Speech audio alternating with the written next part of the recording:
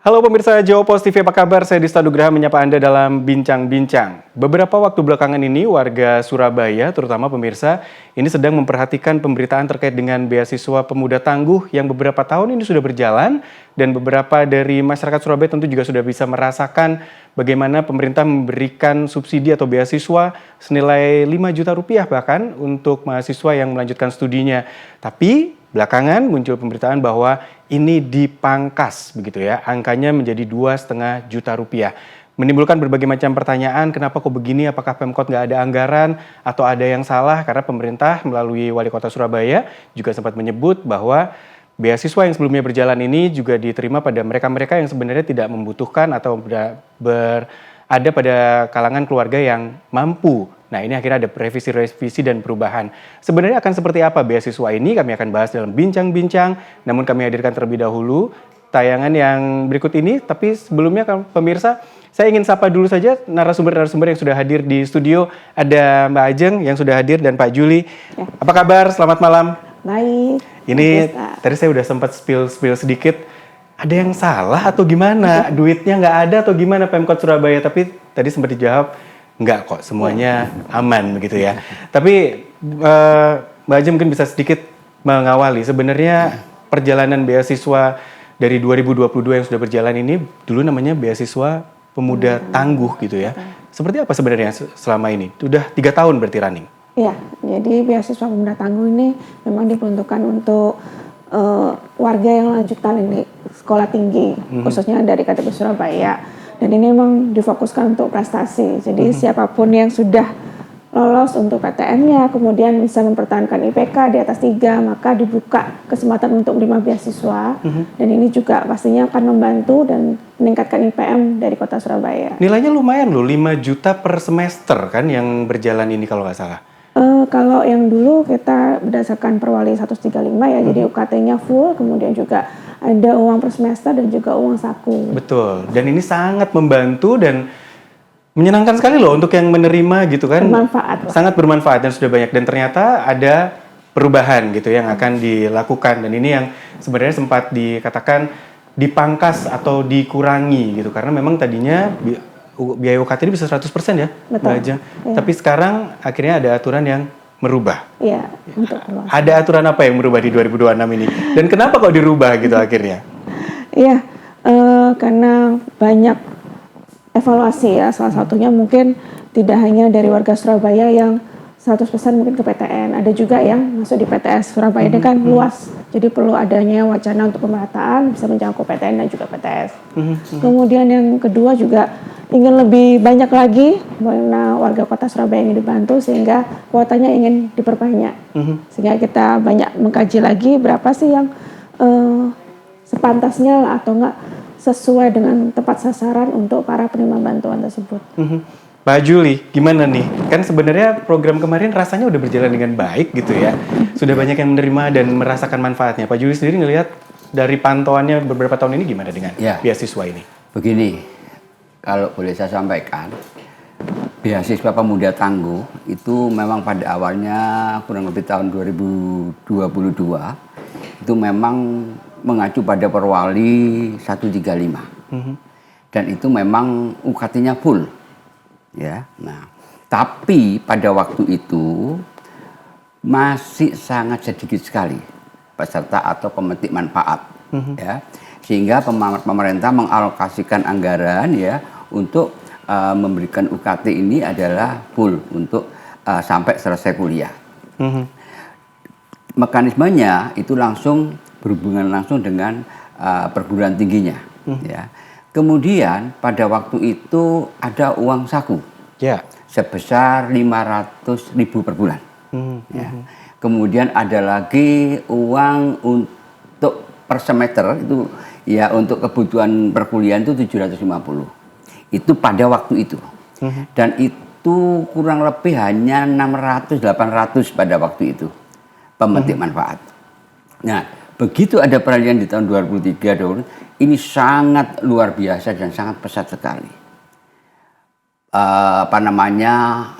Yang berhasrat untuk minta bantuan, ya kan, ataupun untuk bisa melanjutkan jenjang pendidikannya di masing-masing prodi.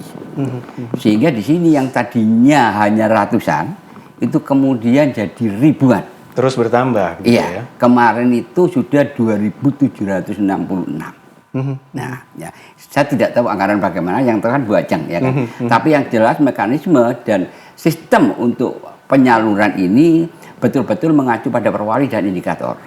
Ya, indikatornya perwali pada waktu itu ya.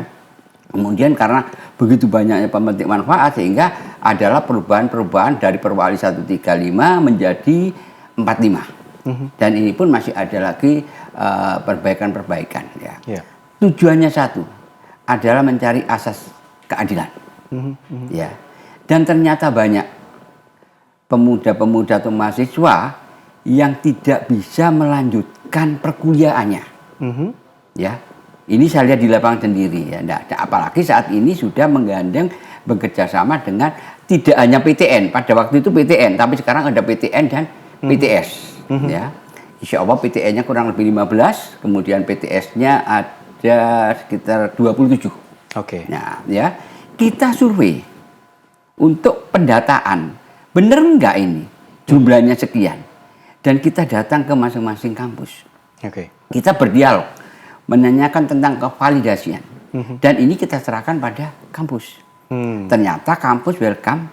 Ada beberapa mahasiswa itu, maaf ya, tidak saya sebutkan DO secara alami. DO alami itu ya karena faktor ekonominya sehingga dia tidak bisa melanjutkan. Yang pertama. Yang kedua, memang ada yang putus di tengah jalan. Nah, ini kan artinya kalau kita analis dan kajian ini kan berdampak pada masyarakat ya, berdampak pada pemerintah juga karena dengan bertambahnya pengangguran.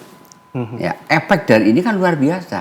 Padahal tujuannya pemerintah kota sangat luar biasa, 1 kakak 1 sarjana. Nah, inilah sekarang ada kajian analisisnya dan nomenklaturnya bukan lagi pemuda tangguh lagi sekarang. Ya, sekarang adalah bantuan biaya perkuliahan / pendidikan. Nah, saat ini nomenklatur sehingga yang mana tadinya mengacu pada pendidikan pada beasiswa pemuda tangguh beasiswanya, tapi sekarang ini sudah mengacu pada tingkat pramiskinkan kakinya. Ini yang harus ditindak dan ini kelihatannya sangat luar biasa dan bijak saya kira pemerintah sehingga asas keadilannya sudah merata. Nah, bagaimana nanti kelanjutannya memang akan dilanjutkan di masing-masing prodi atau masing-masing perguruan tinggi. Bagaimana mengapresiasi dari program pemerintah ini. Mungkin juga ada banding UKT ya yang tadinya 4 juta, 5 juta ini kan hanya mendapatkan maksimal 2.500.000. Ya, detailnya nanti Pak, karena memang secara prinsip ternyata memang sudah ada perubahan gitu ya dari perwali, dan ini juga nanti saya ingin konfirmasi lagi ke Mbak Ajeng, sebenarnya anggarannya jadi gimana nih? Bertambah, berkurang atau gimana? Karena secara nominal kabarnya memang penerimanya secara angka anggarannya memang akan berkurang, tapi jumlah penerimanya diharapkan bisa bertambah. Kami lanjutkan usai jeda pemirsa.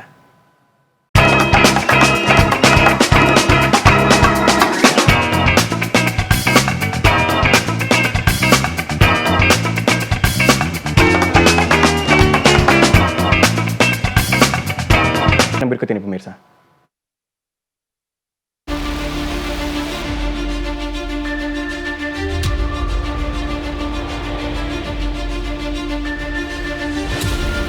Pemerintah Kota Surabaya memangkas bantuan beasiswa pemuda tangguh di perguruan tinggi.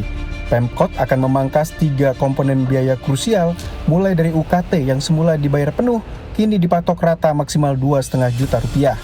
Uang saku bulanan dipotong dari Rp500.000 menjadi Rp300.000, serta penghapusan bantuan biaya semester sebesar Rp750.000.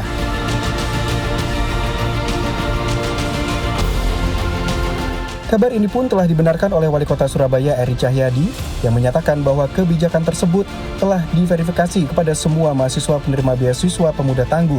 Dalam hal ini, Pemkot menemukan ada beberapa data pendapatan orang tua yang dipalsukan.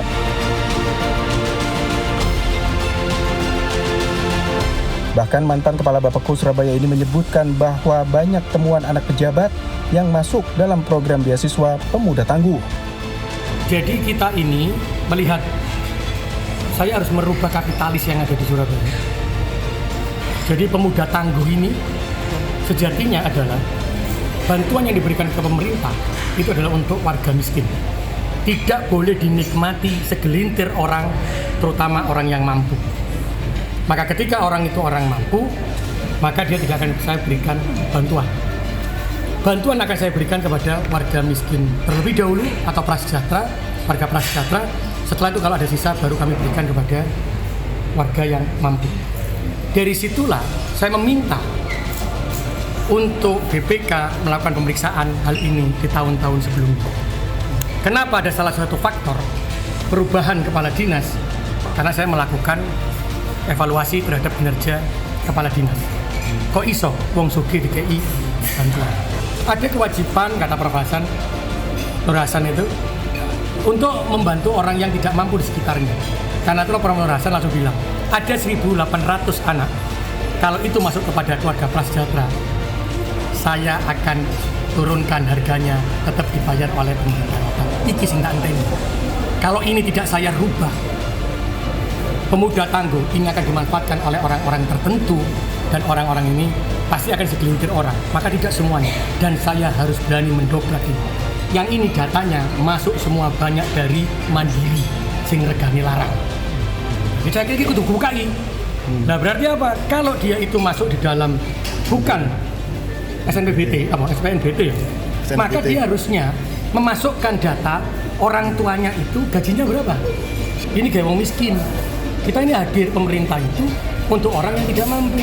Sing mampu yo mbok melakukan gotong royong bayaro.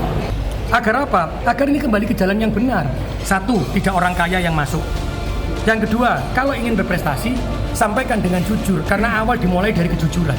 Kalau sudah tidak jujur di awal, maka akan berantakan di belakang. Beasiswa itu adalah prestasi, tapi prestasinya harus dilihat. Bukan prestasi yang melalui jalur mandiri yang nilainya tinggi. Terus nggak mampu-mampu terus ya apa? Nah itu. Tercatat jumlah penerima beasiswa pada 2024 sebanyak 3.186 orang. Angka tersebut naik menjadi 3.502 orang pada tahun 2025.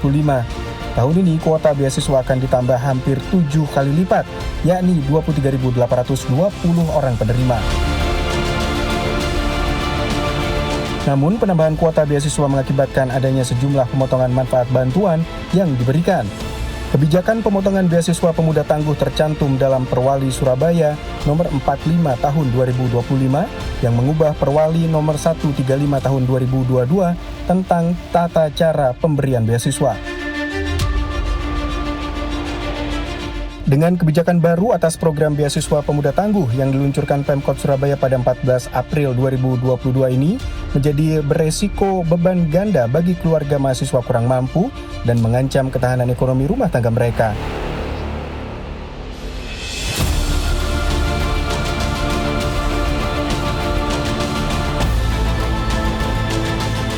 Lantas bagaimanakah nasib mereka yang benar-benar tergolong keluarga miskin? Kita bahas dalam Bincang-Bincang.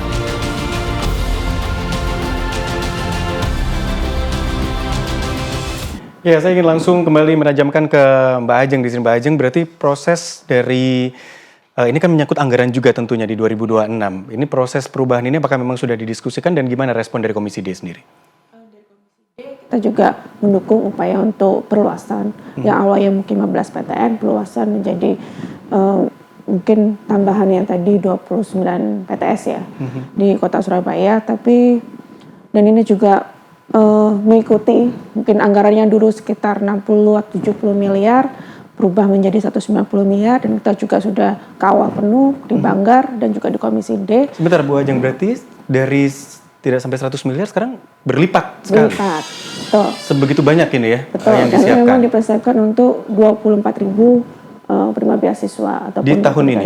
Iya, di tahun 2026. Dan itu pada saat pembahasan kita menyetujui perihal uang saku berubah dari 500.000 menjadi 300.000. Dan UKT-nya ini kita masih baru proses penggodokan. Jadi pada saat di akhir tahun kemarin melalui Prawali 45 itu masih membahas UKT secara full dengan uang saku 300.000. Kemudian di awal tahun 2026 ini ternyata UKT disamaratakan dipangkas menjadi 2,5 keseluruhan untuk penerima beasiswa. Nah, ini akan menjadi perlu adaptasi yang sangat keras lah, karena ini jangka waktu sosialisasinya juga sangat pendek.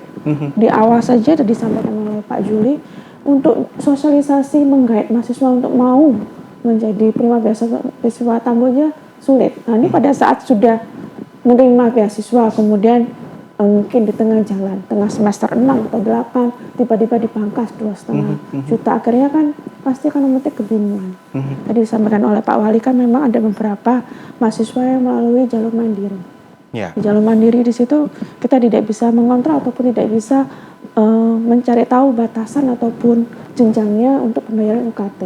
Sehingga yang mungkin yang masuk di data pemudah tangguh secara online itu adalah keluarga rentan ya, penghasilan di bawah atau sekitar 3,5 juta. Pada saat di universitas ditentukan melalui jalur mandiri kena 7 juta. Jadi kita banyak menunggukan di teman-teman Komisi D. Jadi kita juga mengetahui bahwa mahasiswa itu datang, apakah kita harus ikut pinjol, apakah kita harus mengutang di mana, sehingga kita ingin memberikan konsultasi juga kepada mahasiswa, menghubungkan ke pemerintah Kota Surabaya, mencari jalan tengah supaya perubahan ini kita juga mendukung adanya perluasan, peningkatan IPM, tapi juga terlalu cepat ya. Perubahan ini kemudian pada saat sekarang ini kan waktunya KRS-an, betul, sehingga banyak sekali masyarakat yang mungkin ada yang beberapa salah sasaran tadi ya, tapi ada juga memang kelompok miskin ataupun rentan miskin, desil 1 sampai desil 5 ini tadi yang memang tidak bisa membayar selisihnya terlalu cepat. Dan kemarin kita sudah rapat juga dengan Disput-Porapar dan mereka banyak sekali mekanisme yang baru, contohnya juga boleh menerima beasiswa dari lainnya. Jadi memang mungkin masyarakat sangat sensitif ketika mendengar kata-kata pengurangan begitu ya. Ini kan padahal di sisi lain sebenarnya kalau Mbak Ajeng bilang anggaran dari APBD Kota Surabaya justru berlipat ganda ditambah di tahun ini dan ada perluasan. Nah, ini mungkin yang juga perlu kita ketahui supaya lebih banyak juga masyarakat yang bisa mendapatkan. Saya lanjutkan usai jeda, pemirsa, bincang-bincang akan segera kembali.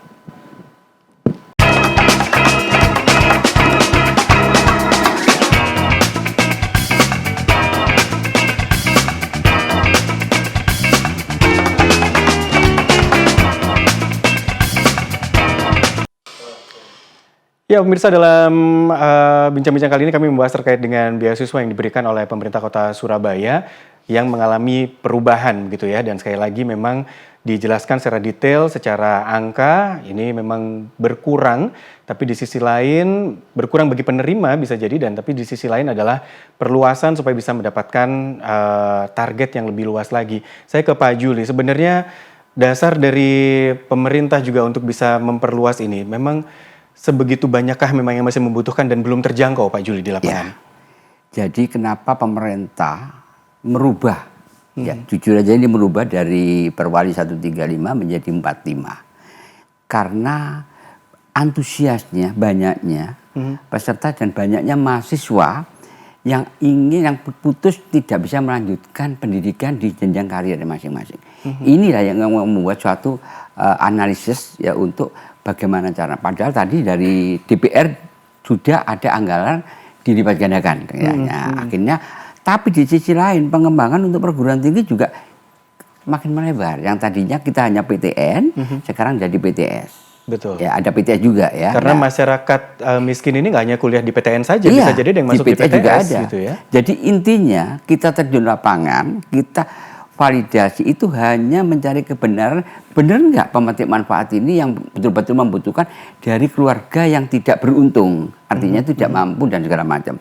Ini kan salah satu, tapi semangatnya cukup tinggi adik-adik. Dan data ini kita dapatkan dari perguruan tinggi. Jadi perguruan tinggi itu sudah ada datanya. Berapa jumlah, maaf ya dalam tanda kutip, anak yang sempat nunggak, ya tidak menyelesaikan pembayaran semesternya, itu ada. Kemudian ada yang molor, itu ada. Semua ada. Dan ini data dari perguruan tinggi. Kemudian masih diverifikasi lagi dengan kita. Kita bagaimana ditentukan lagi dengan indikator-indikator nanti yang akan diperwali.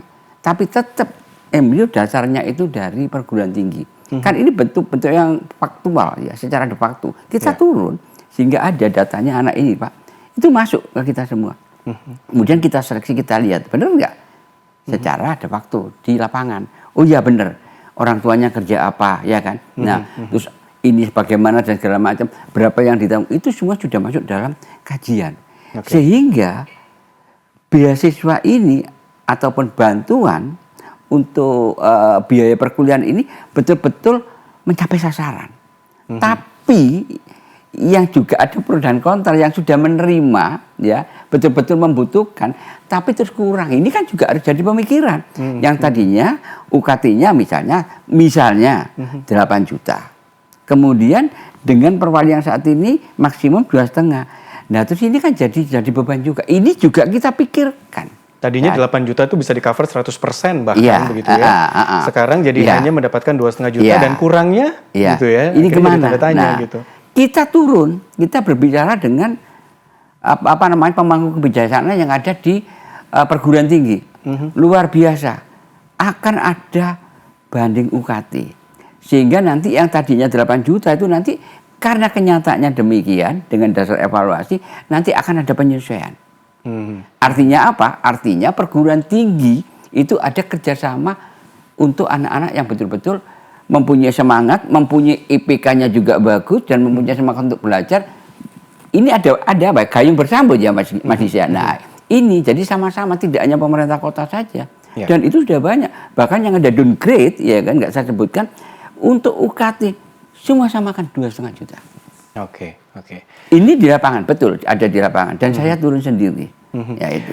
Mbak Ajeng gimana nih sebenarnya ketemu angka 2,5 juta dengan detail-detail yang ada, kenapa kok nggak diratakan aja 5 juta misalnya gitu? Karena kan ternyata keputusan perubahan ini bukan karena APBD Kota Surabaya nggak kuat begitu, bukan gitu ya?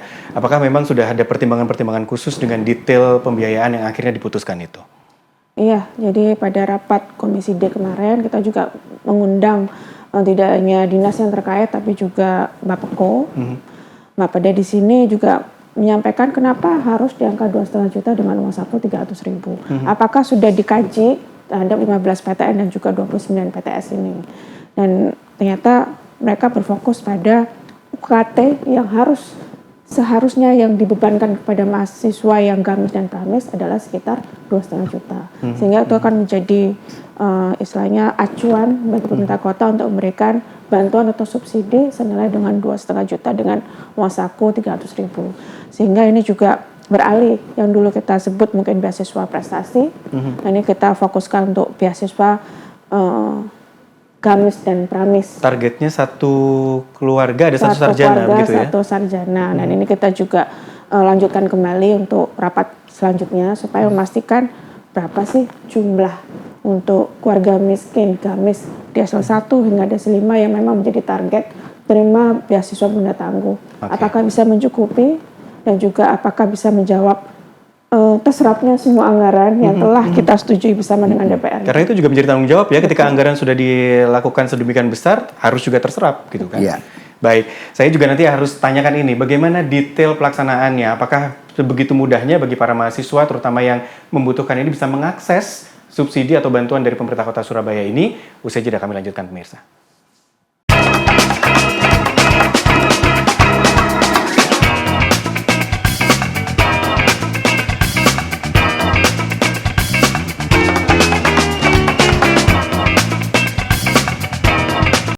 Kembali dalam bincang-bincang pemirsa, memang dari angka yang mungkin bisa mengcover UKT 100% menjadi angka yang fix 2,5 juta rupiah per mahasiswa untuk UKT atau bantuan subsidi ini.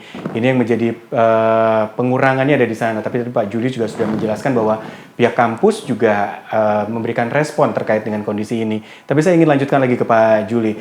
Akan seperti apa respon ini Pak? Apakah mereka juga bisa menerima beasiswa yang lain supaya membantu itu? Ganda beasiswanya double atau gimana nantinya? Kampus apakah mengizinkan dengan kebijakan ini? Jadi yang kemarin sudah kita berbicarakan ya, ada beberapa pejabat atau wakil rektor ya yang ada di perguruan tinggi memang responnya sangat menyenangkan. Artinya apa?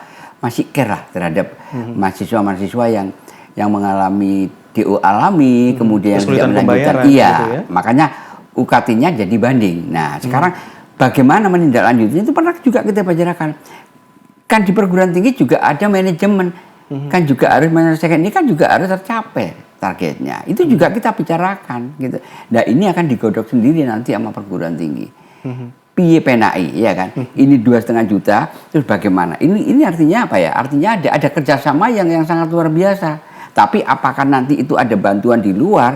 Itu nanti akan dibicarakan lebih lanjut. Tapi yang jelas biasanya Mas ya kan kalau sudah menerima misalnya bantuan ini itu verifikasinya tidak menerima bantuan dari lain kan begitu ya. Nah, begitu. Apakah ada keluasan itu nanti next time nanti akan kita bicarakan.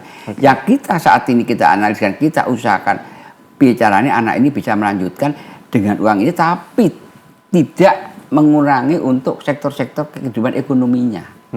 Paham ya maksud saya? Nah itu maksudnya di situ sehingga kita turun ke lapangan untuk melihat kenyataannya dan memang luar biasa dan alhamdulillah kalau masing-masing perguruan tinggi masih peduli dan masih mau memberikan UKT banding UKT atau spesial untuk anak-anak yang betul kan itu ada evaluasinya ya ada evaluasinya melalui kegiatan-kegiatan pembayaran UKT-nya. Ya. Nah itu ya. Jadi kalau kita hitung Mas ya, maaf ya, kalau kita hitung saat ini 2,5 juta itu kan 2 kali nanti dapatnya.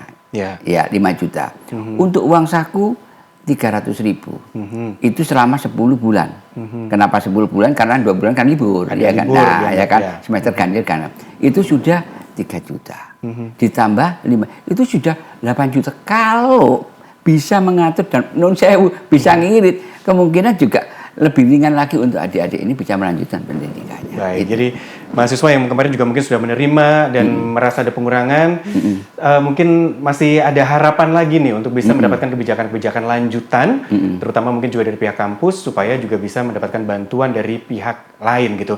Saya ke Mbak Ajeng nih, Mbak Ajeng, oke lah aturannya sudah seperti itu, harus berjalan begitu ya, dan anggarannya cukup besar. Teknis supaya penyerapannya juga maksimal, teknis supaya mahasiswa yang dulu mungkin merasa, saya kok nggak pernah tahu ya ada bantuan seperti ini dari Pemkot, jangan-jangan saya termasuk yang boleh nih menerima bantuan. Ini gimana supaya bisa diakses dengan mudah, praktis, dan nggak ngerepotin gitu, masyarakat semuanya begitu biasanya? Iya, jadi memang targetnya kan fantastis ya, 23.820 dan bekerjasama 15 PTN dengan 29 PTS ini harusnya awalnya dulu kita satu mekanisme istilahnya online pendaftarannya, harapannya nanti ke depan bisa jemput bola supaya benar-benar menuntaskan masalah kemiskinan untuk satu keluarga, satu sarjana. Itu yang diharapkan dari Komisi D. Kemudian yang kedua, yang untuk penerima beasiswa lama. Nah ini kan Pak, kemungkinan tadi kan disampaikan ada yang bisa banding, ada yang bisa menerima beasiswa lainnya. Nah ini diharapkan dari pihak pemerintah kota yang sudah berkoordinasi dengan para petinggi di PTN, harapannya juga bisa benar-benar bisa sampai ke bawah. Tingkat administrasinya dan juga tingkat akademisinya supaya benar-benar mahasiswa penerima beasiswa lama tidak berhenti di tengah jalan. Jadi supaya nanti ini berkelanjutan. Jadi yang beasiswa pendatang sejak tahun 2022 ini bisa lulus. Yang kemarin masih ada sisa 1.800 atau 1.700-an benar-benar tetap bisa terpantau dengan pemerintah kota Surabaya dan juga memastikan pengawalan dari yang pusat hingga ke tingkat KRS-annya. Dinas apa nih yang akan menjadi penanggung jawab untuk program ini nantinya, Mbak Ajeng? Dispendik atau di Disputporapar? Dari awal kita berbicara mengenai pemuda sehingga fokusnya kepada Disputporapar.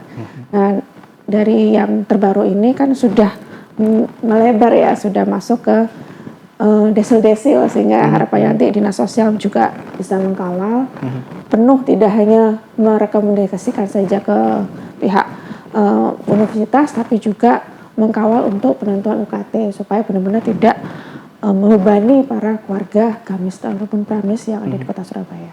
Ini berarti masyarakat atau warga yang mungkin juga membutuhkan informasi secara langsung mungkin bisa cek-cek aja ya website atau di sosial medianya Disputporapar Kota Surabaya karena biasanya ada pengumuman-pengumuman lanjutannya juga di sana ketika program ini berjalan gitu. Siapa tahu bisa dilakukan pendaftaran yang tadinya mungkin nggak tahu bisa menjadi lebih tahu, yang tadinya seharusnya dapat tapi belum dapat tahun ini harusnya bisa dapat karena sekali lagi anggarannya besar, targetnya juga begitu banyak karena memang diperluas, harapannya bisa puluhan ribu yang bisa mendapatkan bantuan dari Pemkot Surabaya untuk pendidikan di tingkat lanjut atau pendidikan tinggi ini, pemirsa. Kami jeda terlebih dahulu, bincang-bincang akan segera kembali.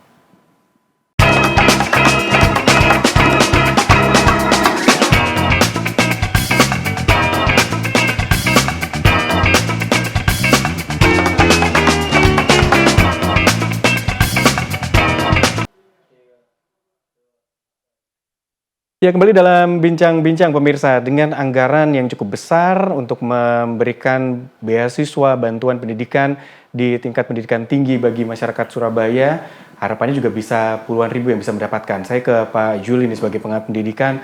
Pak Juli sendiri merasa teknisnya harusnya gimana Pak supaya ini mudah? Karena kan harusnya banyak yang bisa mendapatkan gitu. Dalam tahun ini bisa diserap maksimal anggarannya. Gimana? Jadi begini. Awal tadi sudah ceritakan bahwa pesertanya hanya ratusan, kemudian terjadi lagi ribuan, bahkan sekarang ini sudah hampir 24.000.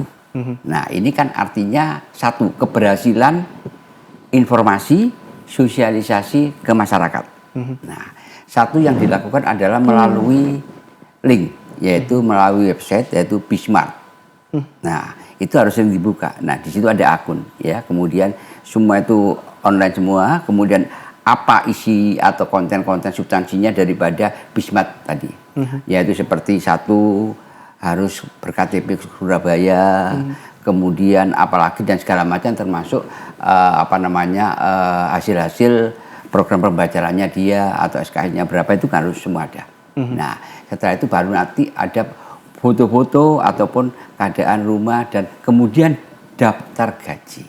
Nah itu masuk semua ya. Nah kemudian salah satunya tidak boleh menikah. Nah ini artinya seleksi untuk administrasi dulu. Ya. Setelah itu baru kita wawancara adik-adik ini. Ya, wawancara kemudian ditanya kalau memang itu harus kunjungan visitasi ke ke rumahnya itu untuk membuktikan ya nggak apa-apa kalau itu ada keraguan-keraguan, tapi kalau enggak ya kita cukup fleksibel. Nah itu salah satunya. Jadi kalau masalah sosialisasi kemudian informasi saya kira sudah cukup dengan hasil yang saat ini mendaftar 24.000 seperti yang Mas Disa sampaikan. Kalau aku tahun ini nggak bisa semester ini, bisakah aku nanti tahun berikutnya? Insya Allah bisa, ya kan? Dilihat apa kira-kira kekurangannya yang belum terpenuhi. Nah, ya kan itu yang utama. Kemudian juga masalah gaji orang tua, kemudian yang ditanggung orang tua dan bagaimana. Ya. Itu salah satunya. Sehingga insya Allah kedepannya kita betul-betul sesuai dengan tingkat kejujuran yang sangat tinggi kita agar kita bisa mendapatkan atau mencapai sasaran target yang betul-betul membutuhkan. Ya. Nah, itu. Jadi rajinlah mencari informasi dan ketika sudah bisa menemukan informasi atau ada link yang harus diisi, diikuti aja alur administrasinya. Iya. Bahkan nanti mungkin juga ada beberapa, mungkin nggak semua yang harus diverifikasi tempat tinggal dan sebagainya. Diikuti saja karena memang ini demi untuk anggarannya juga diserap tepat sasaran. Betul. Gitu ya. Ini yang memang jadi kunci ya, Mbak Ajeng. Anggaran besar kalau nggak tepat sasaran ya percuma gitu ya. Harapannya baru terserap, soalnya ini kan baru dibuka, jadi 24 mahasiswa itu nanti benar-benar bisa mau mendaftar. Tadi kategori-kategori keluarganya seperti apa, Mbak Ajeng? Bisa dijelaskan lagi? Iya, tadi kemarin kita berkomunikasi dengan dinas yang terkait, diarahkannya kepada penerima bantuannya itu desa 1 hingga desa 5. Sehingga desa 5 ini kurang lebih untuk pendapatan yang keluarga kurang lebih 3,5 juta. Nah, ini tapi kembali lagi kita ingin memastikan bahwa kondisi warga kota Surabaya mungkin sesuai disampaikan oleh Pak Juli sudah memfoto, sudah melampirkan token ataupun PBB-nya. Tapi pada saat jalur-jalur tertentu, ini kan tergantung dari keputusan universitas. Yeah. Sehingga kita juga perlu ada kajian kembali dan juga benar-benar bersinergi dengan para universitas, baik PTN dan juga PTS, mengirimkan data sejak dari awal yang desa 1 hingga desa 5 seperti apa. Kemudian juga disosialisasikan dengan baik. Kalau memang setiap jalur tuh mungkin punya kebijakan yang berbeda. Mengenai jalur yang undangan, mengenai jalur yang tes secara nasional, ataupun yang jalur mandiri. Supaya nanti info yang diberikan ini tidak simpang siur dan juga memastikan warga ini juga tidak takut mendaftar kepada bantuan beasiswa pemuda tangguh gitu. Nah ini harapannya nanti sosialisasi benar-benar berjalan lah baik di PTN dan juga di PTS. Ya, karena memang namanya beasiswa tuh berbagai macam sumber yang ada, termasuk juga dari Pemkot Surabaya pun juga menyediakan. Tapi di sisi lain memang kalau bicara tentang maksud pemerintah Kota Surabaya, mungkin Mbak Jen juga bisa jelaskan. Satu keluarga, satu sarjana. Ini kan kita juga sering dengar gitu ya. Apalagi yang akan ditanjamkan di sini sebenarnya? Iya, pada saat kemarin kita pembahasan RPJMD ya, contohnya salah satu itu kita ingin memfokuskan peningkatan IPM ataupun indeks pembangunan manusianya, sehingga memastikan warga Kota Surabaya ini lebih lama bersekolah bahkan hingga tingkat jenjang S1 seperti itu, sehingga bantuan ini perlu diperluaskan dan memastikan tadi disampaikan penurunan pengangguran di Kota Surabaya. Dengan adanya wacana perluasan penerima bantuan beasiswa, harapannya banyak pilihan ataupun kesempatan untuk warga Kota Surabaya untuk mendapatkan pekerjaan baik secara lokal ataupun secara nasional seperti itu. Sehingga yang dahulunya mungkin kita fokus pada prestasi dengan sebutan beasiswa muda tangguh, kita sekarang fokus kepada penuntasan kemiskinan, yaitu satu keluarga, satu sarjana. Dan ini harapannya ke depan memastikan benar-benar tidak ada lagi keluarga miskin yang ada di Kota Surabaya. Jadi memang mungkin saya bisa bilang konsepnya jadi berubah gitu ya. Dari yang tadinya prestasi di PTN saja, sekarang lebih meluas, bisa diperluas lagi dengan PTN dan PTS gitu ya. Jadi bagi mungkin Anda juga yang dari keluarga kurang mampu, ada anaknya mungkin tahun ini akan lulus sekolah tapi bingung, ini nanti kalau anak saya nggak diterima di negeri, masuk ke PTS, siapa yang membiayai? Nah ini sudah mulai diancang-ancang karena sebenarnya bisa diakses untuk bantuan dari pemerintah Kota Surabaya ini. Karena kan sekarang ini udah anak-anak SMA juga udah mau ujian nih Pak, bulan-bulan 2 atau 3 bulan ke depan dan mulai lagi mencari kampus. Mungkin ini juga bisa menjadi pertimbangan Anda juga ketika Anda termasuk dari warga yang seharusnya bisa menerima bantuan ini dari pemerintah Kota Surabaya. Kami masih punya satu segmen terakhir, usai jeda pemirsa Bincang-Bincang segera kembali.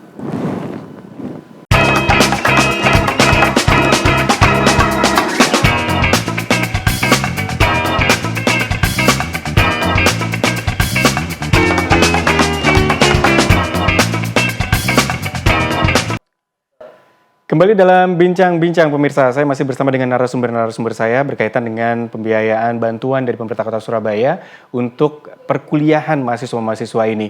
Saya ke Pak Juli terlebih dahulu Pak, karena memang ada perubahan konsep di sini, sama-sama bantuan tapi ada dua jalan yang berbeda sepertinya di sini, tapi harapnya bisa lebih luas. Apa yang harus menjadi catatan supaya program ini sukses gitu? Karena kan sebenarnya program yang kemarin juga berjalan ya, sukses mungkin dengan beberapa catatan, kurang tepat sasaran dan sebagainya akhirnya dirubah. Nah, supaya yang kali ini sukses, apa menurut Pak Juli yang harus menjadi pertimbangan atau perhatian khusus? Ya, jadi sesuatu atau segala program itu pasti tujuannya sukses. Nah, mencari kesuksesan ini kan harus ada kajiannya, ya kan? Nah, jujur Mas, di Disbud Porapar itu selaku istilahnya promotor ya, gitu ya. Ini tidak sendiri. Di sini ada dinas sosial, ya. Kemudian ada lagi dinas pendidikan, karena menyangkut masalah pendidikan. Kemudian ada lagi dewan pendidikan seperti saya ini. Ini memang tidak kolaborasi. Nah, saat ini ada lagi tambahannya dari perguruan tinggi.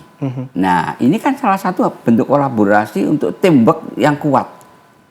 Di samping untuk menyeleksi calon-calon penerima. Dan calon-calon ini memang betul-betul membutuhkan itu. Pasti tujuannya satu, sukses. Dan bisa dirasakan untuk seluruh warga Kota Surabaya, terutama pada adik-adik yang lagi berproses di jenjang perguruan tinggi. Apalagi di ongoingnya, ini kan lagi berjalan kan ya, misalnya di saat ini semester di semester 4 ya, ataupun di semester 2. Ini kan terkendala misalnya ada sesuatu terkait dengan masalah UKT-nya kan jadi permasalahan. Nah ini ya yang pemerintah saat ini bersama DPRD turun tangan untuk memikirkan. Jadi sekali lagi memikirkan itu tidak dilihat dari nominalnya, tapi bagaimana caranya.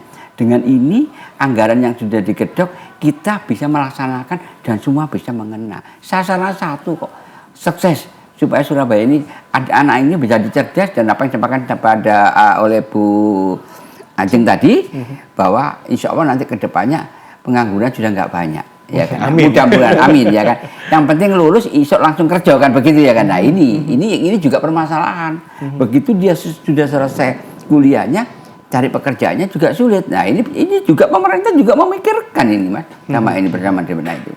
Itulah salah satunya mungkin tujuannya untuk sukses. Nah, itu ya. Karena memang ketika lulus dan bingung cari pekerjaan juga jadi masalah berikutnya. Tapi ya sebenarnya catatan juga bagi teman-teman mahasiswa yang sedang berproses, kata Pak Juli tadi, manfaatkan momen untuk menempuh pendidikan sebaik-baiknya, apalagi dengan bantuan-bantuan yang ada, supaya ketika memang lulus dan sudah punya kompetensi dan lapangan pekerjaan bisa segera didapatkan gitu ya.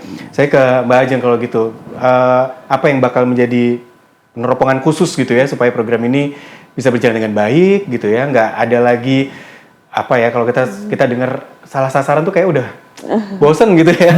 Dengan pendataan yang ada, dengan program yang bagus, harusnya sudah nggak ada lagi kayak gitu. Apa yang harus diperhatikan, Mbak Ajeng? Ya, harapannya nanti di tahun 2026 ini dengan kuota besar bisa terpenuhi perimanya dengan fokus mensosialisasikan apa saja menjadi prosedur ataupun syarat untuk para mahasiswanya, supaya dan juga programnya tidak terputus tengah jalan seperti yang sebelumnya tadi yang beasiswa pemuda tangguh.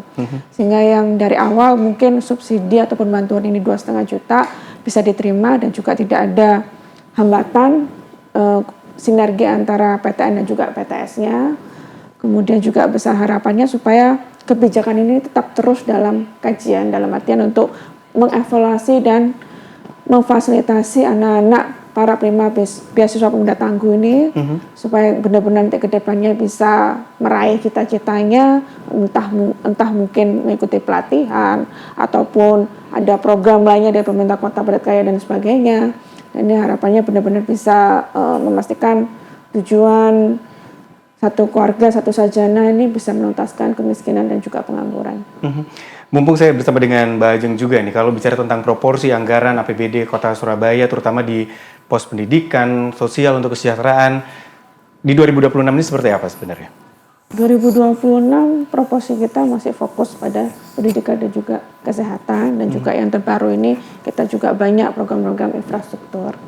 Tapi yang jelas untuk penjangkauan bantuan khususnya kepemudaan sekarang semakin marak. Jadi tidak hanya di tingkat pendidikan beasiswa di universitas, tapi juga di Karang Taruna, bahkan juga ada Gen Z di RW itu juga sudah ada di anggaran APBD Kota Surabaya 2026. Cukup mengakomodir kepemudaan lah ya. Betul. Gitu ya.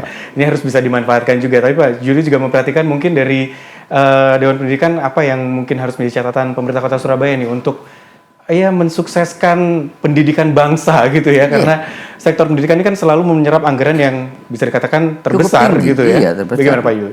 Kesehatan kemudian itu kan cukup besar ya kan. Nah, makanya saya sudah sampaikan Mas Disa bahwa program ini luar biasa, amazing saya katakan. Kenapa? Ini mengentas remaja-remaja yang ada di Surabaya khususnya. Tadi sudah sampaikan sama Mbak Ajeng bahwa ada beberapa program, tidak hanya beasiswa saja, padat karya, kemudian di masing-masing RW, di masing-masing balik RW itu ada kegiatan sinau bareng. Ini adik-adik ini yang turun. Nah, ini kan sudah ada istilahnya ada pengalaman. Ya, pengalaman walaupun itu istilahnya bukan magang ya, tapi pengalaman paling enggak aku bisa menjadi mentor. Nah, ini kan juga bisa nanti menyalurkannya mungkin sebagai tenaga pendidik ya kan, kemudian sebagai tim teknisi itu nanti, ataupun juga salah satu penari atau kan macam-macam ya kan, koreografer. Inilah rencananya ke sana memang, sehingga apapun pekerjaannya tidak hanya akademis tapi bakat dan minat itu juga bisa Mas gitu. Makanya ini yang untuk mengurangi, meminimalisir ya, untuk bahwa anak-anak ini tidak banyak yang nganggur. Kalau setiap tahun banyak pengangguran, jujur aja loh ya, kelulusan tahun ini belum tentu diterima semua di perguruan tinggi. Ya. Itu sudah berapa persen ya kan. Kemudian tahun berikutnya ini pemerintah juga pusing mikirkan ini ya kan itu. Nah, inilah bagaimana caranya ada penyelesaian mungkin di UMKM-nya, mungkin di di budayanya, tidak hanya di akademisinya saja. Dan perlu diingat bahwa bantuan biaya untuk perkuliahan ini itu tidak hanya berdasarkan hanya bantuan, tapi harus ada indikator IPK-nya loh Mas, ya harus betul. IPK-nya itu ada standar minimalnya juga ada standar maksimalnya. Jadi tidak melepas itu. Jadi kuliah juga tetap harus serius ya. Iya, sehingga apa? Goalnya, hasilnya nanti betul-betul anak-anak ini mempunyai kualitas, bukan kuantitas, mempunyai mutu pendidikan yang betul-betul luar biasa. Mungkin itu yang sasarannya ya untuk kedepannya. Terakhir sebagai penutup mungkin Mbak Ajeng bisa menyampaikan ke teman-teman mahasiswa terutama yang dari Kota Surabaya kan kadang-kadang juga mampir ke kantor DPRD juga ketemu Mbak Ajeng. Apa yang sebenarnya bisa disampaikan ke teman-teman mahasiswa?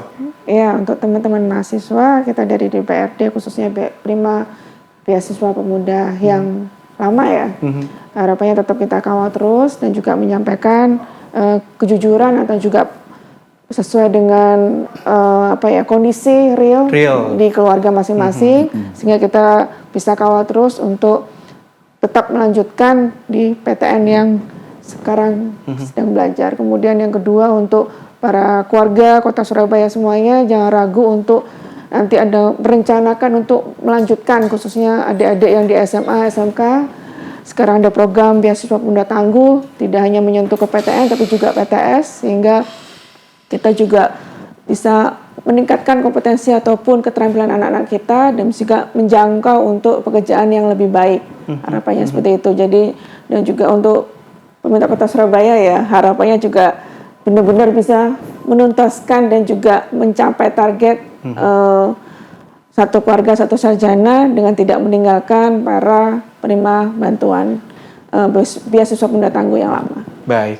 Terima kasih Mbak Ajeng Wirawati, anggota Komisi D DPRD Kota Surabaya, dan Pak Juli, terima kasih dari Ketua Dewan Pendidikan Kota Surabaya sudah membahas terkait dengan program yang dimiliki oleh pemerintah Kota Surabaya, beasiswa yang tadinya berjalan, sekarang sudah mengalami perubahan dan harapannya sekali lagi anggaran yang dilipat gandakan ini bisa diserap dengan baik dan masyarakat dari keluarga kurang mampu bisa menyekolahkan anaknya menjadi sarjana, setidaknya satu keluarga, satu sarjana.